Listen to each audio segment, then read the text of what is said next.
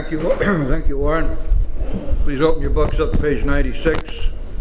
And we've gotten up to a point now where, after having told the newcomer all about ourselves and how we drank and how alcohol affected us and how we tried to stop and couldn't, and then telling the newcomer about the disease of alcoholism and what it is, and then telling the newcomer how we recovered, stressing the spiritual freely, the big book says.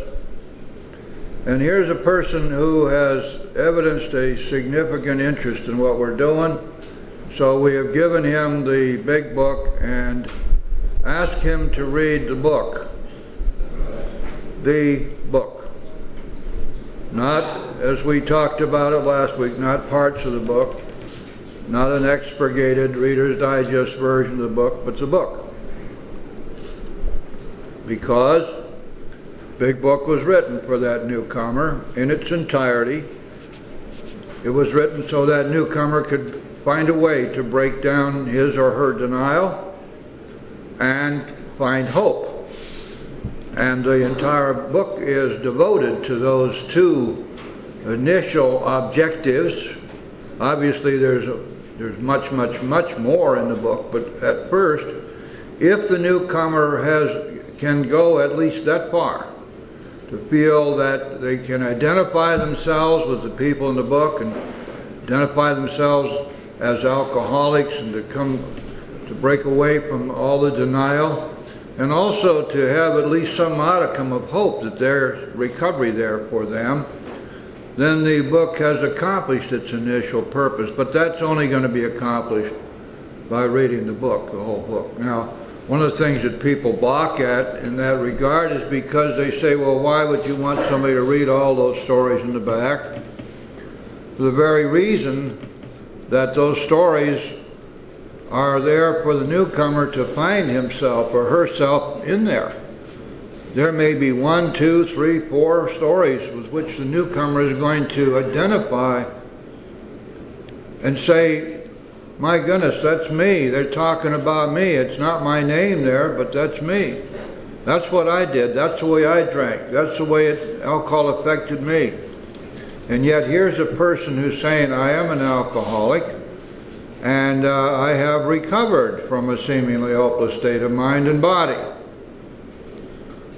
The newcomer, therefore, not only can identify himself or herself with the people in the back of the book, but also, and it's just as important, can say, well, gee, if they can recover, perhaps so can I. And there are other things that the newcomer is going to miss entirely if he or she doesn't read the whole book.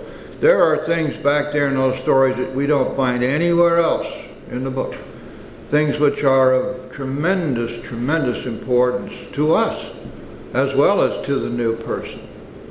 For example, Dr. Bob's story, the first story in the back of the book. Dr. Bob relates his recovery, and he talks about his responsibilities, and he talks about that he does his 12-step work because he wants to do it, and because he feels he owes a debt to those who helped him. More than that, he expands upon what Warren just read. Warren just read the first sentence in chapter 5. Rarely have we seen a person fail who has thoroughly followed our path. And the word rarely sticks in people's craws, and there's the apocryphal story that goes around that somebody asked Bill if you could change anything in the big book, what would you change? And his answer was, I would change rarely to never. Now nobody knows for sure whether that's true or not. Maybe there are a few. I never heard that anything like firsthand. Nevertheless, this is exactly what Bill would say. Let's check it out, because Dr. Bob had an opportunity to comment on this precise subject in his story. Let's go back and take a look and see what he said. Turn back, please, to 181, page 181.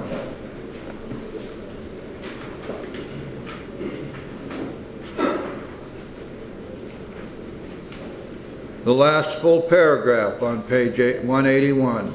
If you think you are an atheist, an agnostic, a skeptic, or have any other form of intellectual pride, notice Dr. Bob didn't have a whole lot of patience with people who were agnostic or skeptic or atheist. He called them people afflicted with intellectual pride, which keeps you from accepting what is in this book. I feel sorry for you. If you still think you're strong enough to beat the game alone, that's your affair. But if you really and truly want to quit drinking liquor for good and all, and sincerely feel that you must have some help, we know, he's not guessing here, is he? Not theorizing. We know that we have an answer for you. Next three words are what? It never fails. So you can see Dr. Bob had a very, very, very positive point here.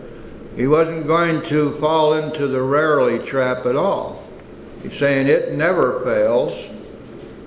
If you go about it with one half the zeal you've been in the habit of showing when you get another drink. Your Heavenly Father will never let you down. Well, that was Dr. Bob's faith. Now, if you want to question that statement, I would suggest to you that you do some research, and you will find that Dr. Bob was a guy who worked with at least 5,000 alcoholics in the short time that he was a member before 1950 when he died. He was tireless, and his work was of the kind that really, really paid off. He helped so many people. He knew what he was talking about, and his reputation for absolute honesty was peerless. When he says to you, it never fails, take it to the bank. That's the truth. And when he talks about this being the answer, this is the answer. Well, guys, it's the only answer AA has. It's so important for us to understand this. We don't offer any other program of recovery. I'm hearing these new age AAers all the time now, running around talking about the steps. Well, you know, that's just part of recovery. Yeah, it's kind of nice to work them, but boy, you gotta empty ashtrays and make coffee and greet people's doors. Apologies, Terry, but I know you don't consider that to be keeping you sober. It's just a wonderful thing you're doing.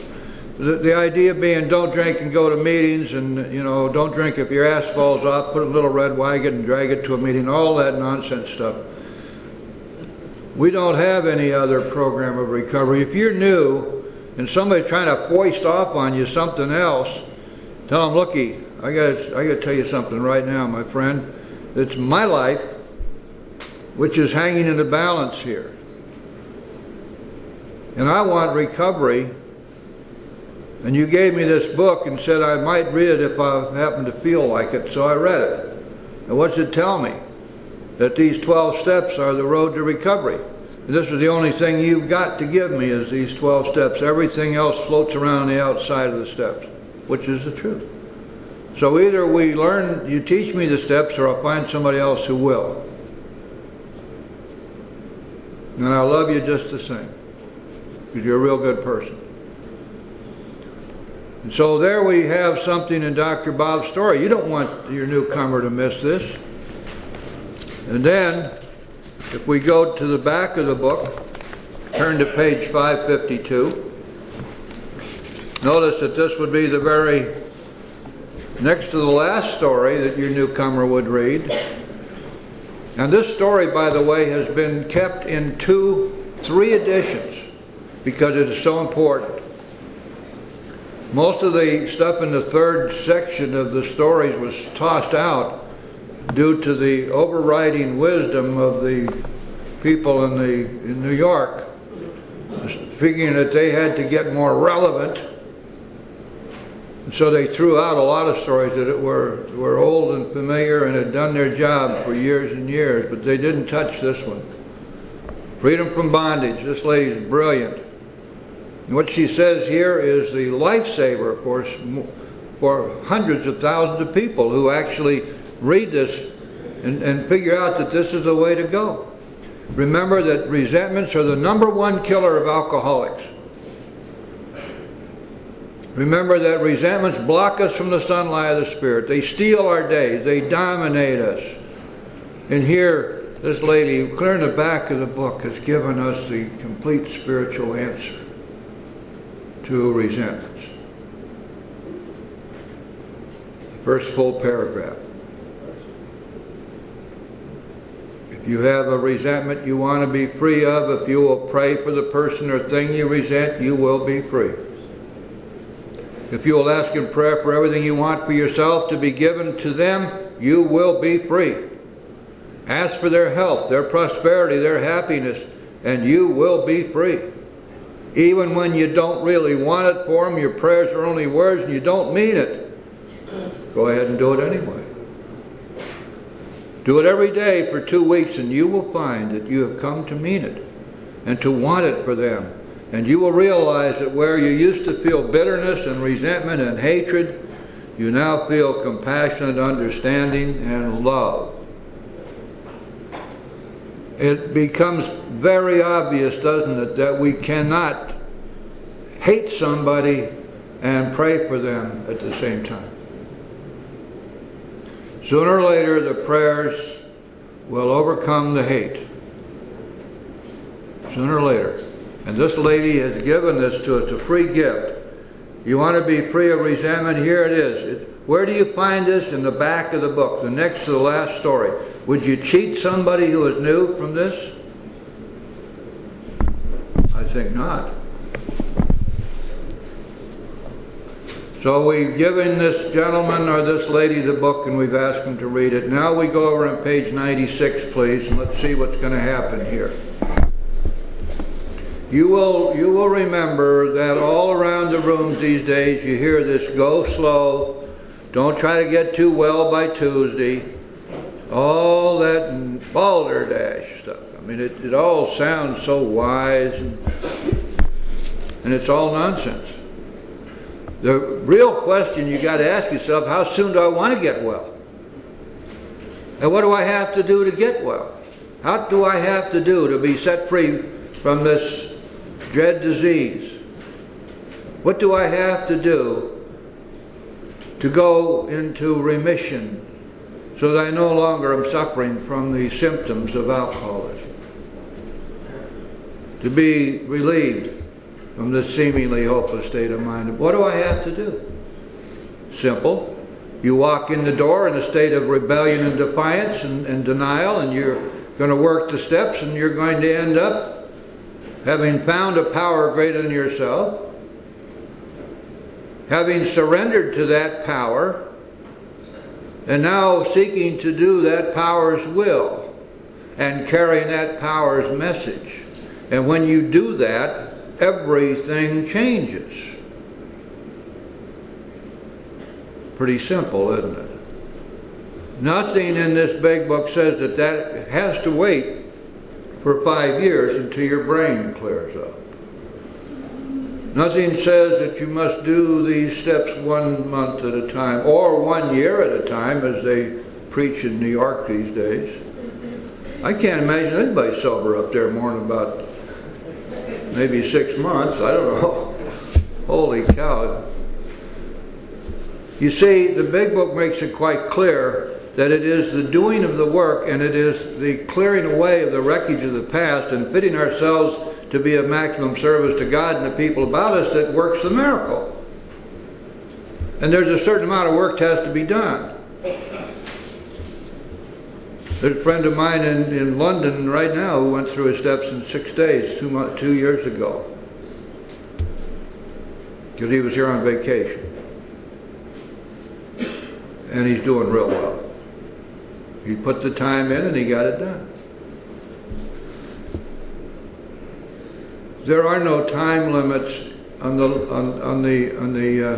lower end of the scale. There are certainly time limits, however, between the steps. And a lot of people tell you that they're not. In any event, Let's see what we've got here. Page 96. Holy cow, the second full paragraph. Listen to this now. Suppose now you're making your second visit to a man. Second visit. He's read this volume and says he's prepared to go through with the 12 steps of the program of recovery. He wants what you have and is willing to go to any lengths to get it, and therefore he's ready to take certain steps. Just what we read at every meeting. Got it? See how it all dovetails in?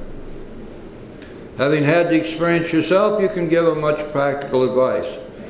Let him know you are available if he wishes to make a decision and tell his story.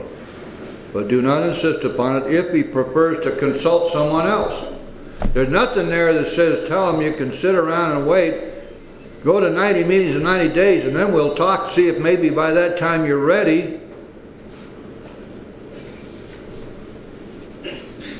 In the meantime, please don't step in front of any buses. I won't be there to catch you. In other words, what this paragraph has just told us is the second meeting we take them immediately to the steps. That's heresy. Modern AA can't stand something like this. It goes against everything that they think they know. And yet here it is. And millions of people have recovered doing exactly this. So what's wrong with it? Why is this wrong? Why is New Age AA right now? Is it more relevant? Is it more in tune with the psychological content of the dilemma of the AA, of the alcoholic? I have a dear friend who went to see her doctor because she was feeling a little bit shaky, and the doctor immediately prescribed Xanax. And she had told this guy, I am an alcoholic. I can't stop drinking. Well, take this Xanax, my dear, and you'll be just fine. I wonder if he said to her, take the Xanax, but don't you dare drink on it, because if you do, it'll probably kill you.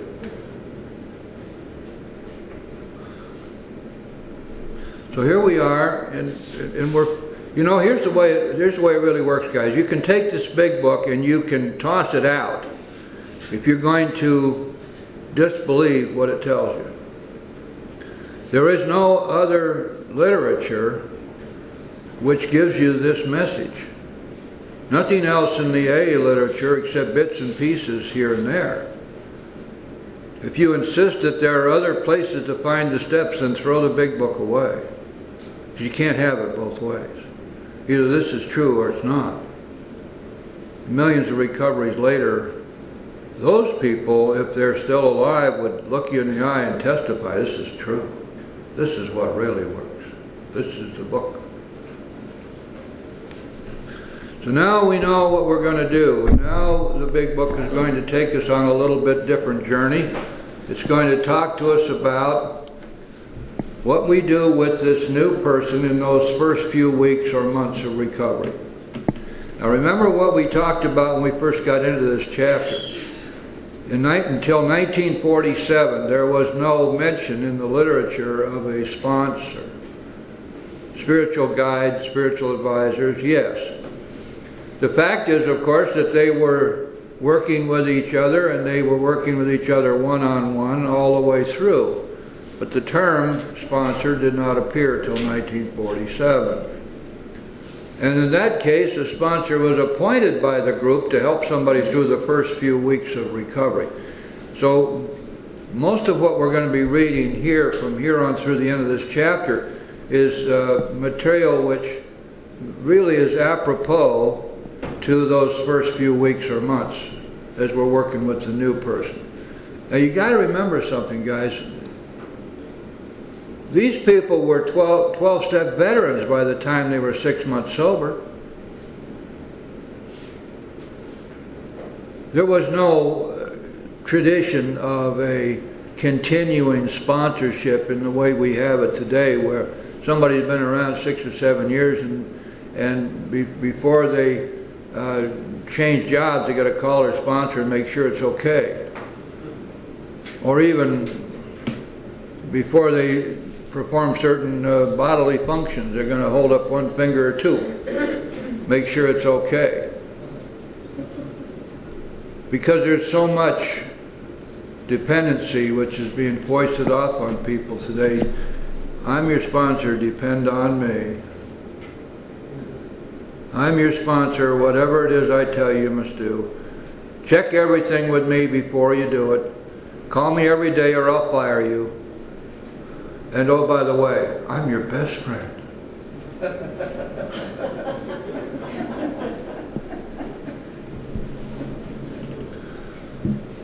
And so the people who were being appointed in those days, back in the 1940s, were people who were being assigned to the newcomer to help them through those first few weeks or months of recovery. So let's read here and see what the big book tells us about that. We'll take this next paragraph at the bottom of page 96. He may be broke and homeless. If he is, you might try to help him about getting a job or give him a little financial assistance, but you should not deprive your family or creditors of money they should have. Perhaps you'll want to take the man into your home for a few days, but be sure you use discretion. Be certain he will be welcomed by your family and that he is not trying to impose upon you for money, connections, or shelter. Now, Bill was being just a tad cynical here, wasn't he?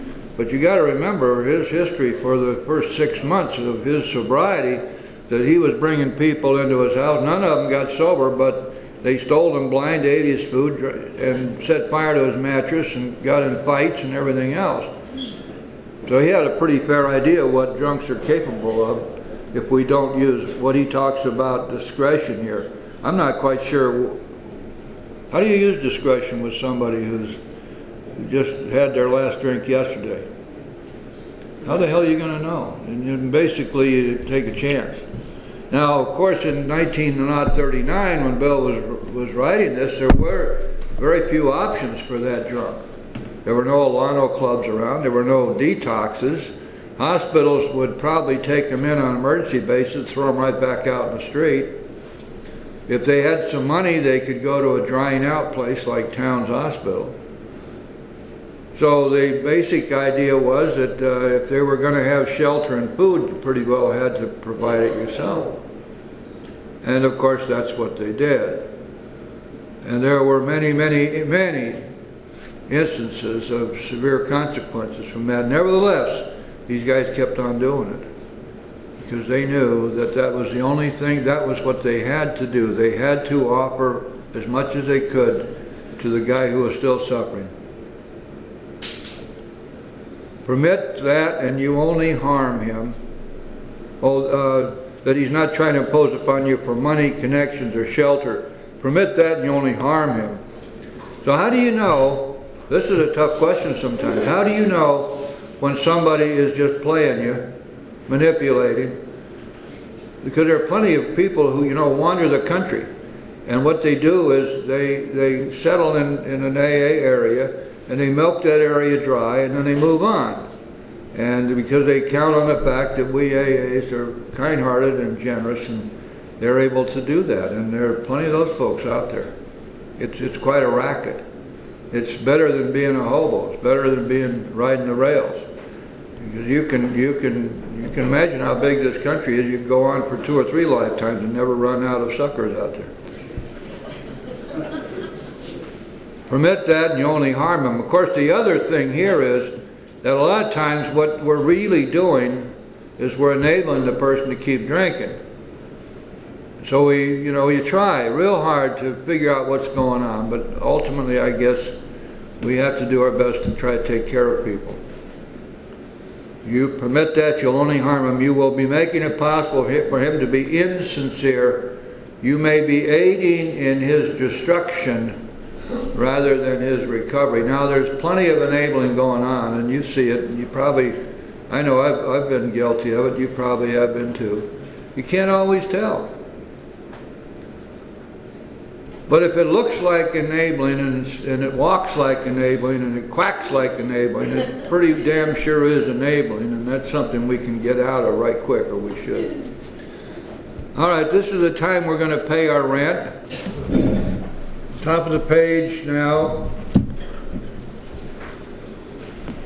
First full paragraph. Never avoid these responsibilities, but be sure you're doing the right thing if you assume them. Helping others is the foundation stone of your recovery. A kindly act once in a while isn't enough. You have to act the Good Samaritan every day, if need be. It may mean the loss of many nights' sleep, great interference with your pleasures, interruptions of your business. It may mean sharing your money in your home, counseling frantic wives and relatives, innumerable trips to police courts, sanitariums, hospitals, jails, and asylums. Your telephone may jangle at any time of day or night. How about that jangle? If there's anybody here, there are a couple of us here remember telephones jangling.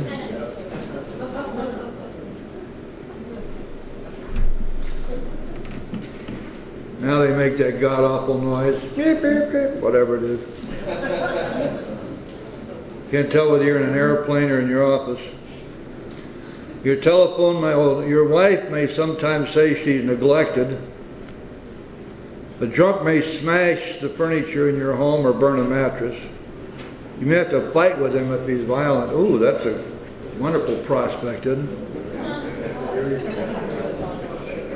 Sometimes you'll have to call a doctor and administer sedatives under his direction. You see why AA kept insisting on detoxes? Please, please have detoxes. Another time you may have to send for the police or an ambulance. Occasionally you'll have to meet such conditions. Now, shortly after the book was written, there were a lot of moves that were made. One of the things that happened was that very shortly new clubs were being formed. Probably in the late 40s, they started to really come into fruition. Many of them were called Alano clubs. You remember those? These were 24-hour clubs. And they had, there were always a couple of couches or beds or something in the back room. And that'd be there where people would shake it out. Also,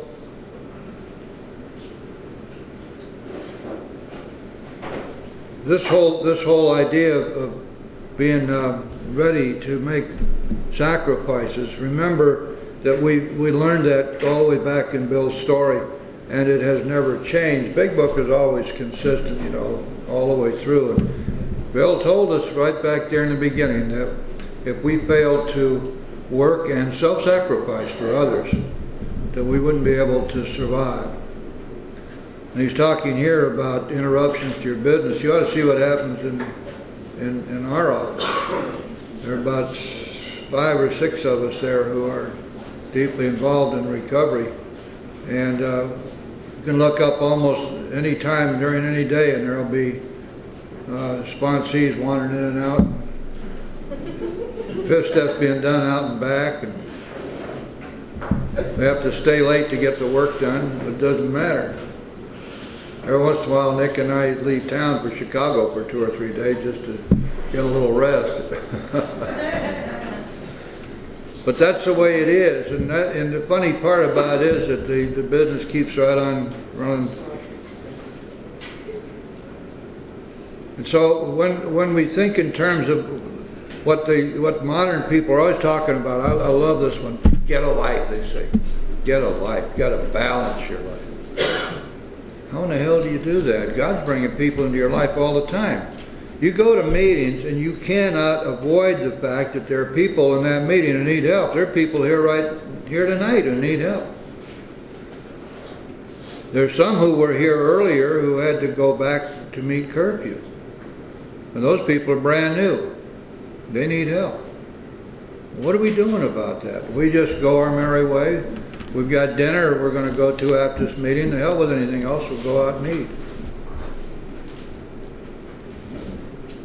Something to think about. We seldom allow an alcoholic to live in our homes for a long time. It's not good for them. Sometimes creates serious complications in a family. Though an alcoholic does respond, there is no reason why you should neglect his family. Does not respond, don't neglect his family. You should continue to be friendly with them. Now that's almost useless to say that these days. We don't allow the families to come to meetings, for crying out loud. They're not alcoholics and our meetings are closed. You can't have those non-alcoholics in a closed meeting.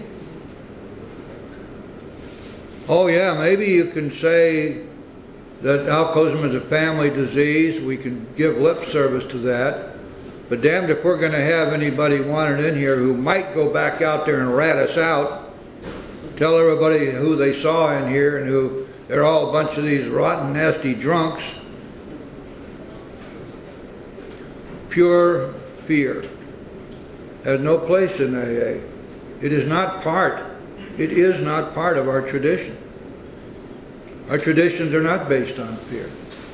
Our 12th tradition is not a fear-based tradition.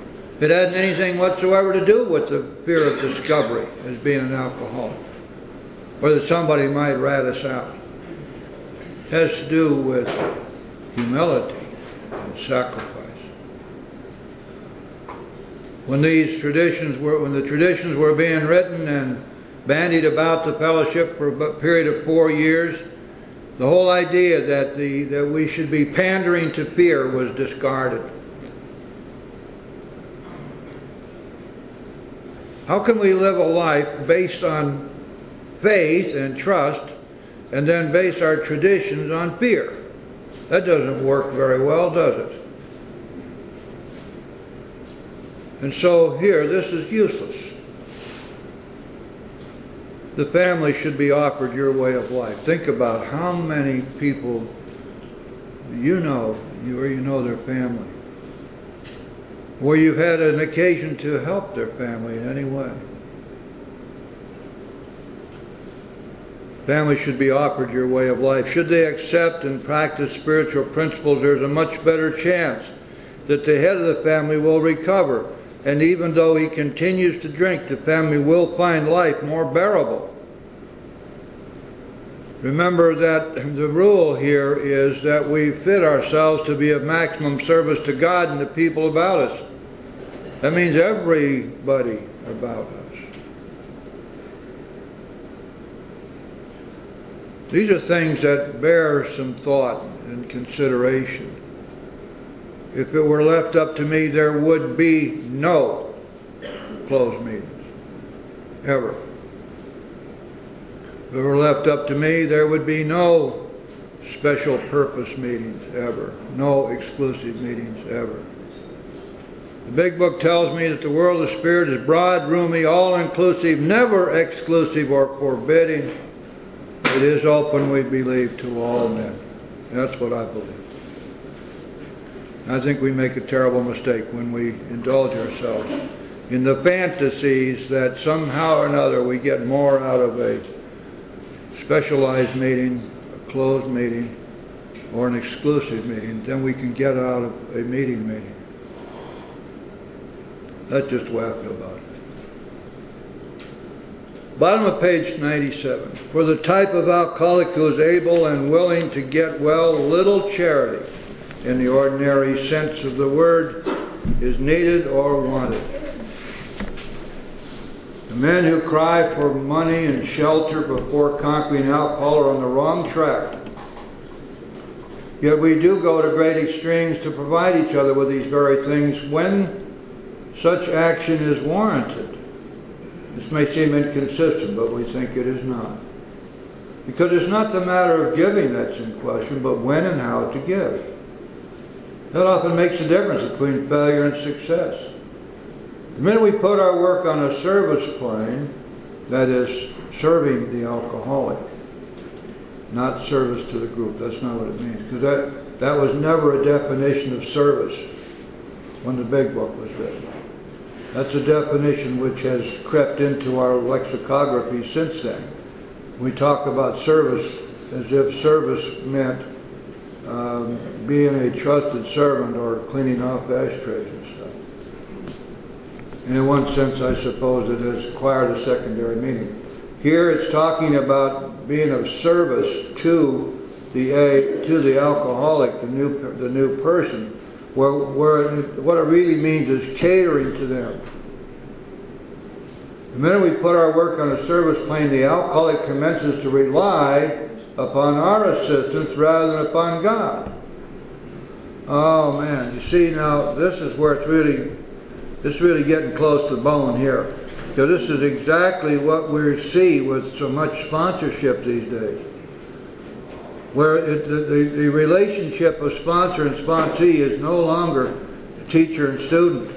It's no longer two people walking side by side, day by day in a path of spiritual progress. It's one person dominating the other. It's one person fostering the feeling of dependency in the other person and adding notches to his or her belt. Wow, look at this. I got 15 of these little sponsees all out there hanging on my every word. Aren't I just so wonderful? You see, I'm so proud to be so humble.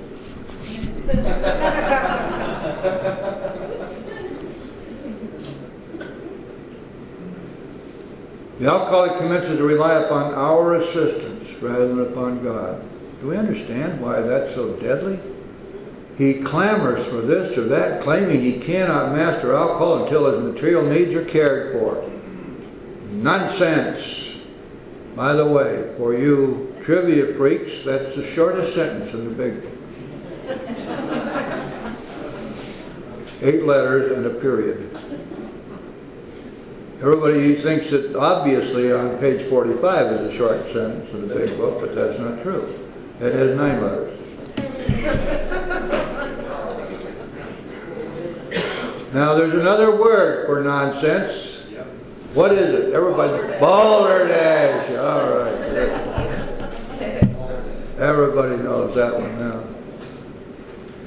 Okay, nonsense. Some of us have taken very hard knocks to learn this truth. Job or no job, wife or no wife, we simply do not stop drinking so long as we place dependence upon other people ahead of dependence on God. Burn the idea in the conscience of every man that he can get well regardless of anyone. The only condition is that he trusts in God and a clean house. How often we forget that. And you know, the common wisdom around the rooms is so much to the contrary, as if everything we do around here socially and ritualistically and athletically and dance-wise and all this stuff is absolutely essential to recovery when it doesn't have a bloody thing to do with it. Because, let's go back to basics, guys. We always have to do that. Always go back to basics. You and I are alcoholics. You and I have a deadly, incurable disease. If we don't stop drinking, we die. We can't stop drinking.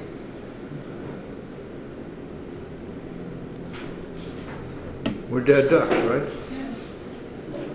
No, not right. Because there is a solution. And the solution is that we find and surrender to a loving God. We have to get God between us and the booze. That's the only solution. Sponsor isn't going to keep you sober. Group isn't going to keep you sober. Self-knowledge isn't going to keep you sober. Fear of the consequences of the next drink aren't going to keep you sober. All the psychobabble in the world isn't going to keep you sober. Going to church and making all kinds of confessions and doing all the rites and rituals and stuff almost never keeps anybody sober. But in here, the 12 steps, what did we learn right at the beginning of this meeting? Never fail. Never fail. If we go about with 1/2 the zeal we used to go about getting our next drink. That's all it takes. So burn the idea in the conscience of every man that he can get well regardless of anyone. Anyone.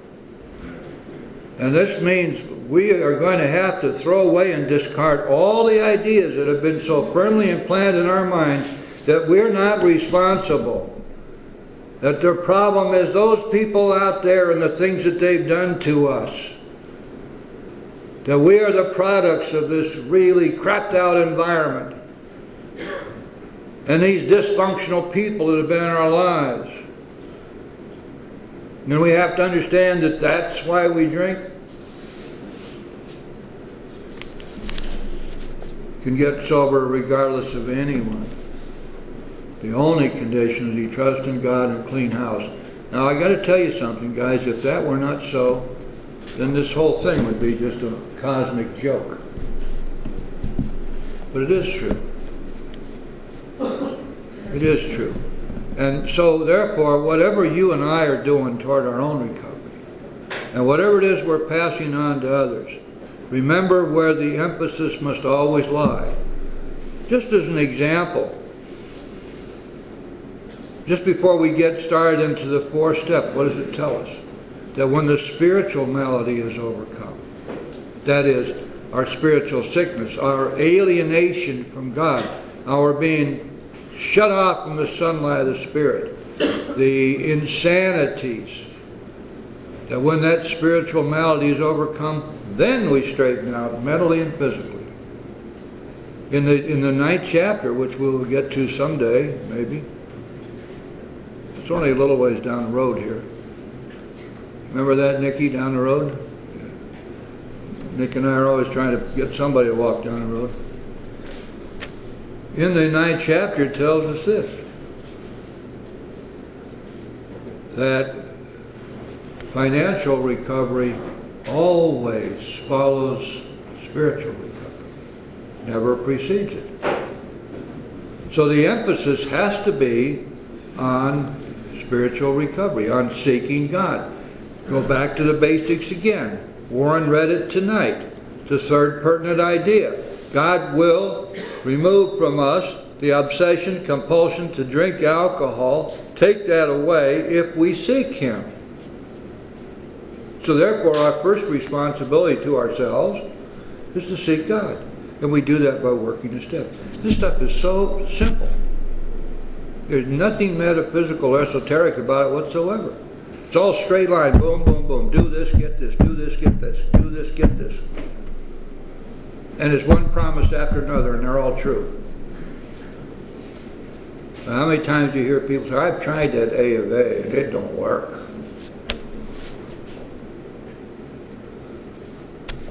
We can't rest on the idea that that person was just impossible to help, or didn't want it, or never worked a proper first step, or on and on, all those damn excuses, wasn't ready, hadn't reached bottom. Chances are better than even we'll find that person was never properly helped by people who were already there before. It's going to be the biggest reason for failure. Burn the idea in the conscience of every man that he can get well regardless of anyone. The only condition is he trusts in God and clean house. Now this clean house stuff goes back to what we learned when we were doing our 9th step. We went through this not too long ago. You see, what in the 9th step on page 77, if you got your book, so you might want to refer to this, because we look at this all the time in here, I know, but it's really important for us to remember what this is saying, because this is the bald truth, and sometimes it's hard to keep it in mind, because there are so many things in our lives that impinge upon us, and there's so much confusion around the rooms, and so much nonsense around the rooms, and we need to constantly go back to these basics and keep ourselves centered in what we're doing here and what's going on. Right at the top of page 77. At the moment, it says, we're trying to get our lives in order. This is addressed, of course, to the newcomer. But this is not an end in itself. Our real purpose is to fit ourselves to be of maximum service to God and the people about us. That's why we're here. And so when we look here and we see that we have to trust in God and clean house. That cleaning house is the way we fit ourselves to be of maximum service to God. We have to get rid of the things in ourselves which block us from Him. Go back to page 84. I'm sorry, 64. This is all such basic stuff, but let's remember what we're doing here. Page 64, right at the top of the page. Tells us, speaking about the third step now, though a step was a vital and crucial step, could have little permanent effect unless at once followed by a strenuous effort to face and be rid of the things in ourselves which have been blocking us. Alcohol was but a symptom. We had to get down to causes and conditions. You see that? To face and be rid of the things in ourselves which have been blocking us. The third step prayer isn't going to keep us in a state of surrender. We haven't surrendered yet. We've given up. We've tried to surrender. We want God to run our lives, but we're still blocked from Him. That's the problem. It isn't that we don't want to surrender. It's that we can't. Because we can't get through, and He can't get through to us because we're blocked from Him. We're blocked from the sunlight of the Spirit. And we're going to have to do a whole hell of a lot of work before that we get unblocked. That's why we do this stuff.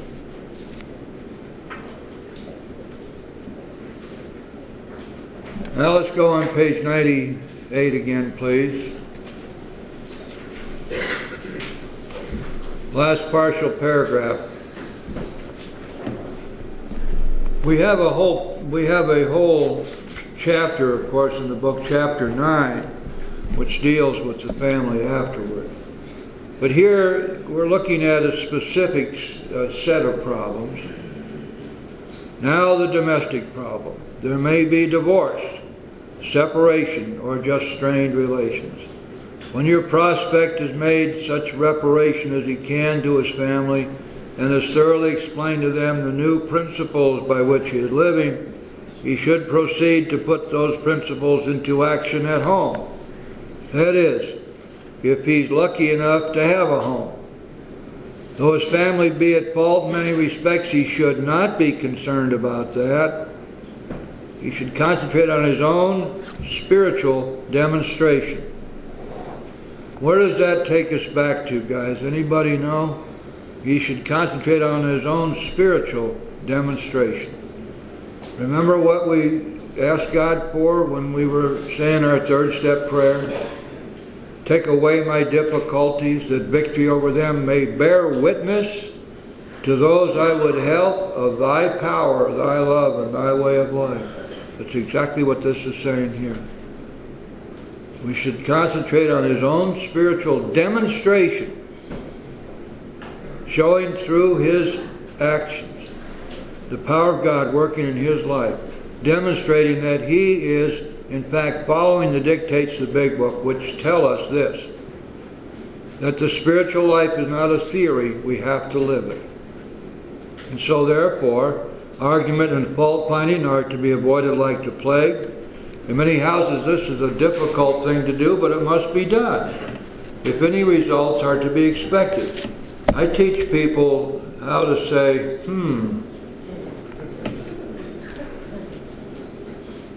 or, okay. They're kind of interchangeable. Okay. And if everything else fails, what can I do to help you? Now there's a little acronym that you might find helpful. I call it SLCK. S-L-C-K. S-L-C-K. Just be slick. Soft-spoken, loving, considerate, and kind. No matter what else is happening, be soft-spoken, loving, considerate, and kind. If you have to swallow your pride, tough. If you have to feel like a hypocrite, tough. If you listen to people that go around preaching, we're not doormats, then you're going to act like a damn fool again. Just say, oh, you can vary it once in a while. You might say, that's interesting.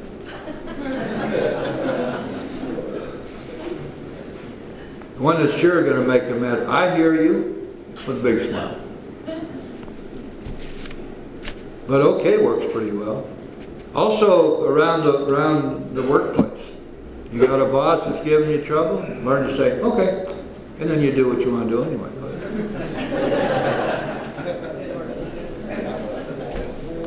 Okay. Now, if you're going to say, okay, don't say, okay.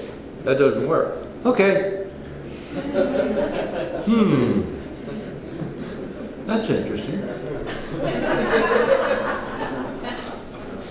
Now, here's the thing you got to do, guys. You got to be shameless about this. Shameless. You know what you're doing. Outrageous. Shameless. Okay. And when you're alone, you can chuckle a little bit. Boy.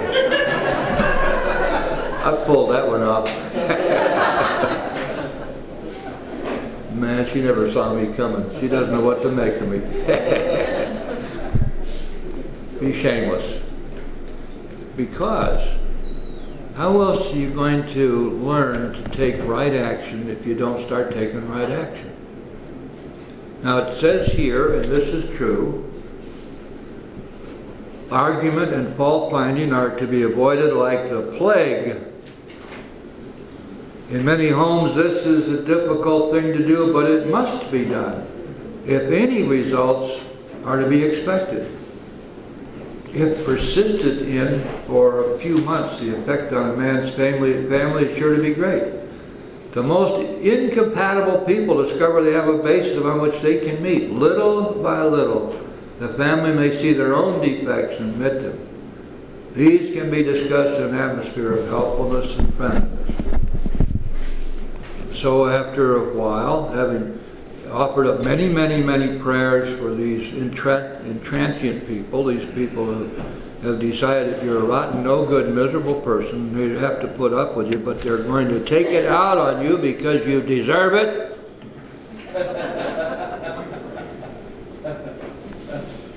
And especially they're really unhappy and they're scared because you are no longer doing the things that they could pick on you about. Son of a gun. You don't drink anymore. You got a smile on your face. You're going to work.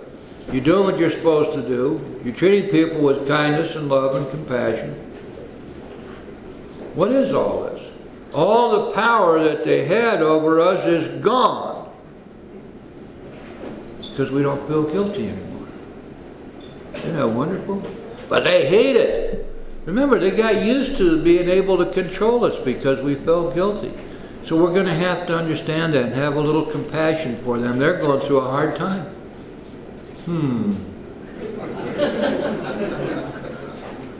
Gee, that's nice. Did I do that? Oh, I don't know what I was thinking. You see, and if you make a little bit of a game of it, it's deadly serious, believe me. But if you make a little game of it, and if you just get really shameless about it, it works. Because sooner or later, they have to quit picking on you. I'm only going to pick on you if eventually I get something out of it. If I can't get you to rise up on your hind legs and start screaming and yelling and making like a damn fool again, then I'm going to give it up. If I can't make you do things I want you to do because you're feeling guilty, I'll have to give it up after a while. And that's what will happen. All right, somebody marked their book, we're on 99. And it is time for Marilyn. Marilyn, come up and hand out the chips. All right.